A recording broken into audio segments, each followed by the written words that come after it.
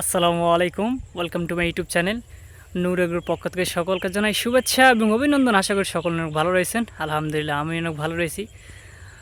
তো আজকে আসলাম ধানের জমিতে ধান দেখতে আর কি। এই যে ধান আপনারা দেখতে পাচ্ছেন, ধানের অবস্থা। আমার পিছনে এই জমিটি দেখতে পাচ্ছেন, এটা আমারই জমি। তো আমার ধান এই যে দেখেন, কেবল সুন্দরভাবে বের হয়েছে, বের হয়ে একটু হেলে গিয়েছে।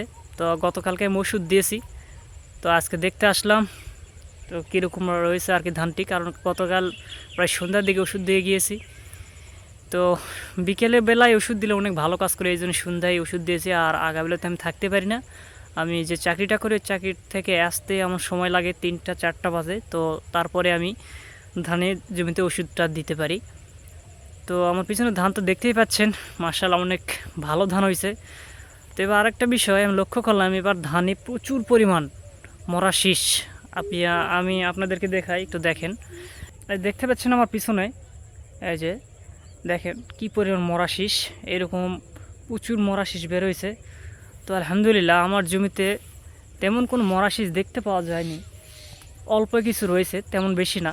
কারণ আমি এবার ওষুধ সিনজেন্টার গ্রুপের ওষুধগুলো ব্যবহার করেছি, তো এই কারণে আলহামদুলিল্লাহ ভালো হয়েছে আর কি, তেমন পোকার আক্রমণ হয় নাই। তো আমি আপনাদেরকে ভালো করে এই যে দেখতে পাচ্ছেন, এটা অন্যর জমি, আমার না। কি পরিমাণ মরা শীষ আরও আছে, দেখেন কি পরিমাণ, মানে অনেক আর কি, অনেক, শুধু মরা শীষ। এই যে মরা শীষ, এই পুরোটা জমি মরা শীষ। আর আর এই হলো আমার জমি, এই যে দেখেন খুবই কম, এই যে মাঝে মধ্যে 2-1টা মরা শীষ, তাছাড়া তেমন কোনো মরা শীষ দেখতে পাওয়া যায়নি। আলহামদুলিল্লাহ অনেক ভালো হয়েছে ধান। ধান তো দেখতেই পাচ্ছেন কত সুন্দর ধান হয়েছে, মাশাআল্লাহ। শুধু পাকার অপেক্ষায় এবং বাড়িতে নিয়ে যাওয়ার অপেক্ষায়। কারণ ধান পাকার সময় অনেক দুর্ঘটনা ঘটে থাকে, যেমন বৃষ্টি এবং ঝড়ের সাথে বৃষ্টি হলে ধান পড়ে যায় এবং ধানটি নষ্ট হয়ে যায়, অনেক কাটতে অনেক টাকা লাগে, অনেক পরিশ্রম হয়। তো আবহাওয়া ভালো থাকলে আলহামদুলিল্লাহ ভালোভাবে ধানগুলো বাড়িতে যাবে। তো দেখতে পাচ্ছেন আমাদের পুরো মাঠ, আমাদের কুরবানি পরে ধানগুলো পেকে যাবে এবং কুরবানি পরে মোটামুটি সবাই ধান কাটতে শুরু করে দিবে।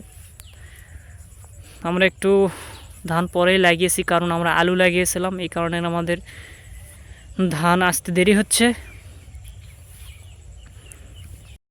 তো সবাই ভালো থাকবেন। আজকের ভিডিও এই পর্যন্তই। আমার ভিডিওগুলো ভালো লেগে থাকলে অবশ্যই লাইক, কমেন্ট এবং শেয়ার করবেন।